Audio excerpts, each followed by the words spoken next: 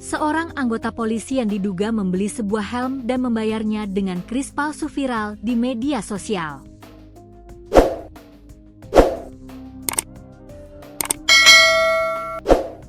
Usut punya usut, anggota polisi yang melakukan aksi tak terpuji tersebut bernama Cecep Ridwan.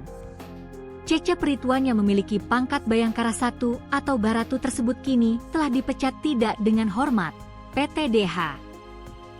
Upacara PTDH digelar di Satuan Brimob Polda Jabar, Cikeruh, Kecamatan Jatinangor, Kabupaten Sumedang, Selasa, 15 Juli 2025. Berikut sosok dan rekam jejak Baratu Cecep Ridwan.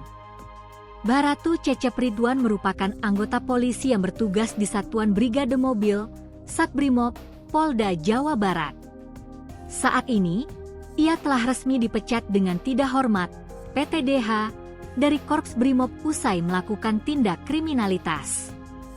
Bahkan sebelum melakukan aksi penipuan di toko helm, Baratu Cecep Ridwan juga pernah terlibat kasus kriminal lainnya. Baratu Cecep Ridwan tercatat pernah melakukan penipuan kepada berbagai pihak hingga total kerugiannya mencapai 3,23 miliar rupiah. Kemudian, ia juga pernah menipu anak dari korban G dengan iming-iming menjadi anggota Polri atau ASN Polri tetapi harus membayar 243 juta rupiah. Dari jumlah ini, ia baru mengembalikan 15 juta rupiah.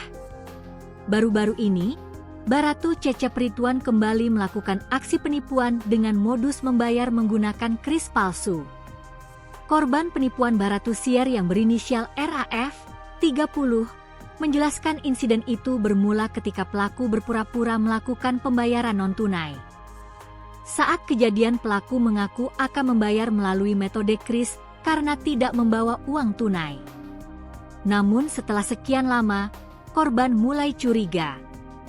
Tapi memang dia, pelaku, sempat scan barcode dulu, seolah-olah akan melakukan pembayaran, ujar RAF kepada tribunjabar.id, Selasa, 24 Juni 2025. Setelah dari situ, kalau lihat dari CCTV, dia tetap terlihat mengedit dulu di handphonenya, jadi tidak langsung selesai, tambahnya.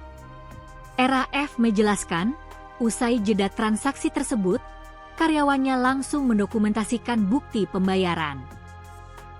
Hal tersebut dilakukan untuk laporan pencatatan transaksi. Sama karyawan difoto untuk laporan, setelah itu, terduga pelaku pergi, tutur RAF. RAF menjelaskan, dirinya pun menyadari adanya kejanggalan ketika mengecek hasil transaksi yang berbeda dengan laporan. Saya setiap cek transaksi selalu malam setiap sudah tutup toko, jadi enggak di saat itu, kata RAF. Ketika malam saya hitung totalan dan laporan, saat cek transaksi tersebut tidak ada, ungkapnya.